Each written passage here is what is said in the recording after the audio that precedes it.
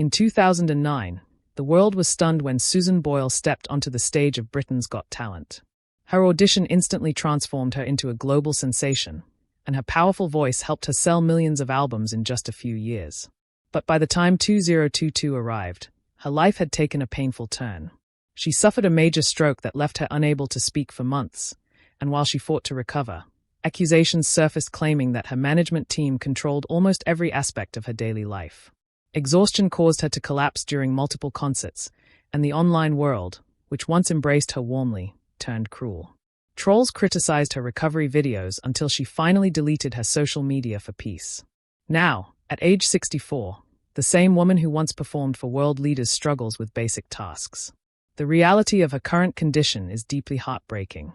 Susan Boyle entered the world on April 1, 1961, in the modest Scottish town of Blackburn in West Lothian. She was the ninth and youngest child in a bustling household of 11. Her father, Patrick, had returned from World War II to work long, physically demanding shifts in the coal mines, while her mother, Bridget, supported the family as a shorthand typist. Their small home always felt crowded. 4 brothers and 5 sisters shared beds, blankets, and limited space, and Susan often squeezed in beside her siblings all the way into her teenage years. Her mother was 47 when she became pregnant with Susan, an age considered high risk in the early 1960s, making the pregnancy both stressful and delicate for a family already struggling financially. Despite the hardships, faith held the Boyles together. Sunday Mass was a constant part of life, prayers filled the small rooms, and Irish traditions added warmth to their household. Patrick Boyle was known around local pubs for his warm, beautiful singing voice, yet behind the cheerful exterior, he carried the heavy emotional scars of the war. His PTSD sometimes surfaced through sudden anger or emotional outbursts, moments that frightened the children even though they were not frequent. As Susan grew older, she understood him with compassion. She learned to see him as a man battling memories he never asked for while also trying to support a large family on a miner's wage. The contrast between his gentle public personality and his quiet private pain taught Susan valuable lessons about empathy and inner strength. At just 5 years old, she faced her first major health struggle when she began experiencing seizures, sometimes even during family meals. She would suddenly lose consciousness while her siblings fanned her and waited anxiously for her to wake up. Doctors diagnosed her with epilepsy, but treatment options were limited at the time, leaving her condition unpredictable. These seizures disrupted her childhood, causing her to miss school, avoid social activities, and drift away from friendships. School became a place she dreaded. She struggled with reading, misunderstood social cues, and without a proper diagnosis, teachers often misinterpreted her behavior. Classmates bullied her relentlessly, mocking her clothes, her speech, and her slow learning pace. They called her the cruel nickname Susie Simple, a label that clung to her for years and carved deep emotional wounds. She was often excluded from games, had her lunch taken, and received little protection from teachers, leaving her mother to defend her repeatedly. Every school day felt like a battle she never knew how to win. Music slowly became her refuge. Around age 12, she joined her parish choir, and singing hymns like Ave Maria gave her moments of peace she rarely found anywhere else. Her choir director recognized her talent quickly and frequently gave her solo parts. Even when a seizure interrupted rehearsal, she always returned, sometimes recovering quietly in the vestry before continuing to sing. For the first time, she felt she belonged somewhere. The echo of her voice in the church allowed her to forget the pain she carried from home and school. Her mother encouraged her talent and entered her into her first talent show at age 11. Susan sang Cry Me a River and won, giving her the confidence to believe her dream might actually be possible. But the family could not afford formal lessons, so she practiced at home, mimicking singers like Shirley Bassey and Judy Garland, pretending a hairbrush was a microphone and the living room was a grand stage. She joined small competitions whenever she could, hoping someone somewhere might notice her. These small victories kept her dream alive when everything else around her felt discouraging. Living with undiagnosed autism made everyday life even more overwhelming. Loud classrooms and crowded hallways triggered sensory overload. Teachers often isolated her by placing her alone in corners, unintentionally deepening her loneliness. She developed the habit of shrinking herself, staying quiet and avoiding groups, hoping no one would notice her. That instinct followed her into adulthood, even when fame later forced her to face millions. Bright lights, loud crowds, and overwhelming environments all challenged her, but with support, she learned to cope. At 16, She left school with only a few qualifications and enrolled in government training programs meant to teach basic skills. Unfortunately, the bullying continued there as well, eventually causing her to drop out. She took whatever small jobs she could find, including working as a kitchen assistant at West Lothian College. During breaks, she would sing for co-workers, who were always shocked by the strength of her voice. Their compliments reassured her that her talent was real, even if her confidence was fragile.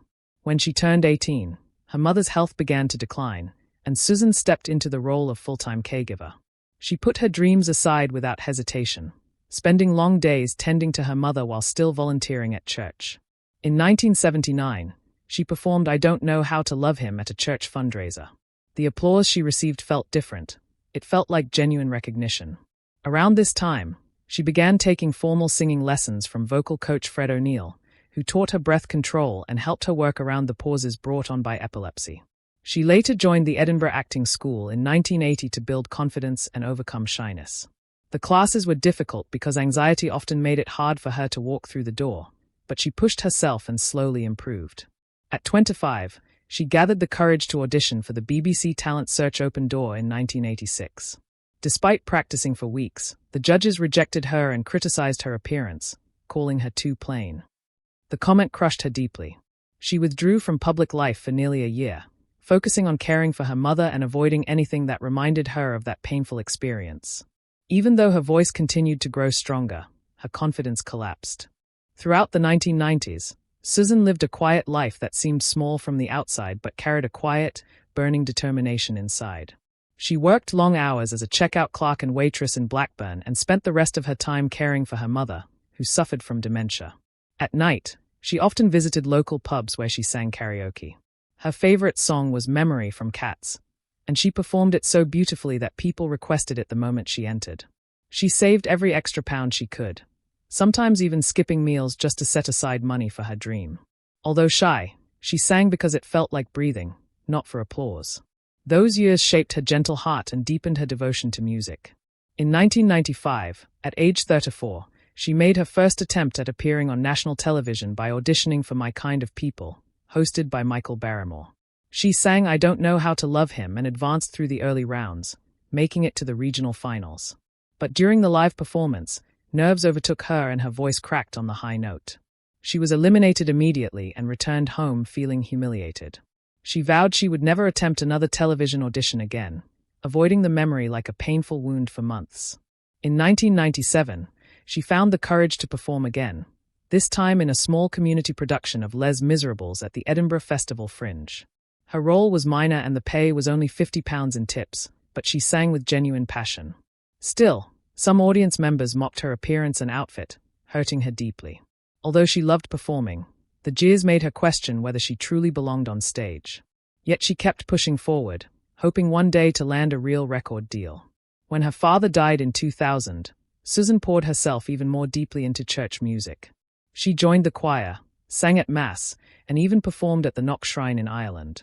Her faith became her refuge, a place where her voice felt at home. But outside the church, her life was difficult. Money was tight, and she survived on government benefits while sending demo tapes to every record company she could find. Most never answered. The few that did politely declined. For nearly a decade, she lived on the edge of her dream, unsure if it was real or only a childhood fantasy. Her darkest period arrived in 2002 after she was attacked near her home following a late-night pub performance. Terrified, she installed extra locks on her doors and began avoiding public places unless absolutely necessary. Her world grew smaller as fear took root. She continued to sing at church, but she struggled to trust strangers and feared being harmed again. This traumatic moment reshaped her long before fame ever did. Then came April 14, 2009. At age 47, Susan Boyle walked onto the Britain's Got Talent stage wearing simple clothes and carrying the shy demeanor she had lived with her entire life. Audience members whispered and laughed. The judges looked unimpressed. But when she began singing "I Dreamed a Dream," the room transformed. Her extraordinary four-octave voice stunned everyone, freezing even the famously blunt Simon Cowell. The audience erupted into a standing ovation, and the moment spread across the world within days, collecting over 100 million views online. The same people who mocked her appearance before she sang were struck silent afterward. Amanda Holden, moved to tears, apologized for underestimating her. Her audition became a powerful symbol of how easily people judge based on appearance, and how wrong those judgments can be. Her journey through the competition was remarkable. She earned the highest public vote that season, and her live performance of This Is the Moment drew more than 17 million viewers. But fame came with cruelty. Tabloids ridiculed her looks with harsh headlines, attempting to tear down what she had built. Still, her music soared. Her debut album sold more than 10 million copies in 2009 alone, proving her talent was undeniable. But the sudden global spotlight weighed heavily on her. Fans crowded her hotel. Cameras followed her everywhere. She suffered a severe panic attack that resembled a seizure and was rushed to the hospital. Doctors diagnosed extreme exhaustion and later connected her anxiety to her lifelong, undiagnosed autism. The world finally began to understand how overwhelming instant fame can be, especially for someone who had spent her entire life fighting anxiety, illness, and cruelty. On November 23, 2009, she released her very first album, I Dreamed a Dream, a project that changed her life overnight. In the United States alone, the album sold an astonishing 700,000 copies during its first week, breaking records and surprising the entire music world. It climbed to the #1 spot in 26 different countries, and by 2010, it was certified triple platinum in the US. One of its most emotional tracks, Wild Horses, reached number 14 on the Billboard Hot 100. Susan Boyle, the woman who had been mocked and underestimated for so many years, suddenly became one of the world's best-selling new artists. Creating the album, however, was incredibly challenging. She spent 12-hour days working in Los Angeles with producer Steve Lipson. Music executives tried to mold her into a modern pop star and pushed her toward updating classic songs in a way that didn't feel authentic. But she refused to compromise. She fought hard to keep her music raw, honest, and filled with the emotion that had carried her through decades of doubt. She would not allow her voice, her greatest strength, to be reshaped into something fake. Her determination protected the heart of her sound and shaped the album into a true reflection of who she was. Her sudden fame also brought unexpected responsibilities. In her first year, she earned around £5 million, and much of that money went to charities in Blackburn, where she grew up. But fame came with complications too. A copyright dispute over I Dreamed a Dream sparked a lawsuit. Although the issue was eventually settled, it reminded her that success often comes with stress and difficulty. In 2010, she performed across the United States and even sang Amazing Grace at the White House for President Obama. But the pressure and constant travel triggered an epilepsy episode during rehearsal, forcing her to cancel some events and rest. It was a reminder that behind the powerful voice stood a woman still dealing with anxiety, health challenges, and exhaustion. Even near the end of making her debut album, she faced another moment that revealed how unusual her new world had become.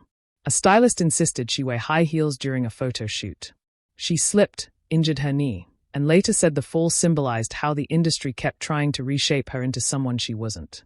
Her fans loved her precisely because she was real, and this incident showed how the industry sometimes failed to understand her true strength. By November 2010, Susan Boyle stepped deeper into global music history with her second album, The Gift. No one expected the album to explode in popularity the way it did. It sold more than 1.5 million copies in the US and hit #1 on both the UK and US charts at the same time. However, with success came more challenges. During a photo shoot, people told her to lose weight, and the pressure became so overwhelming that she walked out. Some tabloids labeled her a stubborn diva, even though she was naturally shy, gentle, and completely uninterested in fame. She only followed her passion for singing. In August 2011, she surprised everyone again when her third album, Someone to Watch Over Me, reached #1 in the UK. This achievement made her the first female solo artist to earn 3 #1 UK albums in under 2 years. One of the most emotional moments on the album was her duet with Geraldine McQueen on I Know Him So Well. They recorded it in a single powerful take after a difficult rehearsal. The track climbed to #7, and the album proved that her quiet personality and rare media appearances never stopped the world from appreciating her talent. Fans who had supported her since Britain's Got Talent in 2009 stayed loyal, proving that genuine talent doesn't need constant publicity to shine. By 2012, she was ready to celebrate the music she loved on stage. Her album Standing Ovation honored Broadway classics, and one of the most unforgettable moments came from her live performance of Bring Him Home at the O2 Arena. More than 20,000 fans listened in complete silence before erupting in applause. The performance was so emotional and draining that she fainted backstage from dehydration right after the show. The recording stayed on the album, capturing the raw sincerity of that night. It sold more than 500,000 copies worldwide and marked her shift from pop music toward theatrical songs that suited the richness of her voice. Her rise continued with her 2014 to 2016 world tour, spanning 30 countries and more than 100 shows. The tour earned over £10 million and filled arenas in London, New York, Sydney, and beyond. A major highlight came in 2015 at the Royal Variety Performance, where she sang You Will See and dedicated it to the people who bullied her in childhood. Millions watched as she reclaimed a painful part of her past on one of the most prestigious stages in the world. The tour helped her define herself on her own terms and proved she was still strong years after her first breakthrough. In 2016, she began recording A Wonderful World during one of the most emotionally difficult periods of her life. The sessions overlapped with the anniversary of her mother Bridget's death in 2007, a loss that still broke her heart. She cried many times in the studio and sometimes sang with tears running down her face. The album became a quiet tribute to the woman who had supported her dreams long before the world knew her name. Her song Pennies from Heaven helped the album reach number 14 in the UK, and fans felt connected to the honest emotion woven into each track. The grief gave her music a depth that critics praised, making the album one of her most personal works. In 2019, she celebrated 10 years of global fame with her album 10, which included 4 new songs, among them a gentle and dreamlike version of When You Wish Upon a Star. During her UK tour that year, she revealed that she had almost quit singing after straining her vocal cords in 2018. She couldn't sing for months and feared she might never recover. But with patience, medical help, and the support of her fans, she slowly returned, strengthening the bond between her and her audience. Her fame also took her to the screen. She sang in The Christmas Candle, 2013, and appeared in Zoolander 2, 2016. These experiences expanded her world, but in 2018, a tabloid painted a darker picture, claiming she was being isolated by her handlers and had little control over her schedule or daily life. Although she never spoke much about it, people close to her described a demanding routine that left her exhausted. Later in 2019, she collapsed during a concert in Australia due to exhaustion. 3 upcoming shows were cancelled while she recovered. She eventually took legal action, accusing her management of overworking her and ignoring her health issues. The lawsuit opened many eyes to the harsh reality performers face when their bodies can't keep up with the expectations placed on them. Her willingness to stand up for herself pushed the industry to rethink how artists are treated. A new chapter began in April 2022, when she suffered a severe stroke at her home in Blackburn, Scotland. The stroke damaged her ability to speak and sing, and weakened one side of her body. Doctors feared her voice might never fully return. For almost 6 years, her world grew quiet as she underwent therapy, speech rehabilitation, and intense physical recovery. She kept her condition private, and her absence made her eventual return even more powerful. In June 2023, she surprised the world by stepping onto the Britain's Got Talent stage with the cast of Les Miserables and performing I Dreamed a Dream once again. The audience gave her a standing ovation. Simon Cowell praised her bravery. Behind the scenes, she had been battling depression and found comfort in watching cat videos to calm herself. Though she still had tremors and occasional speech difficulties, she refused to give up. That moment proved her heart remained unshaken. Her courage opened yet another chapter in 2024, when she publicly revealed her Asperger syndrome diagnosis. She explained that her condition had been misunderstood as brain damage earlier in her life. Her openness sparked global conversations and turned her into a strong voice for autism awareness. Her single Homecoming earned 5 million streams in its first month, becoming an anthem of self-acceptance. She joined campaigns, partnered with autism organizations, and used her platform to help people feel seen. By May 2025, she finally returned to the recording studio for the first time since 2019. She posted photos and videos from her sessions and revealed a new blonde hairstyle at the Pride of Britain Awards. Fans celebrated her triumphant comeback as she sang through small tremors caused by her past stroke. She said her manager, Geraldine, had been her greatest support, helping her rebuild her confidence and life. Her new music planned for 2026 promised a hopeful new chapter.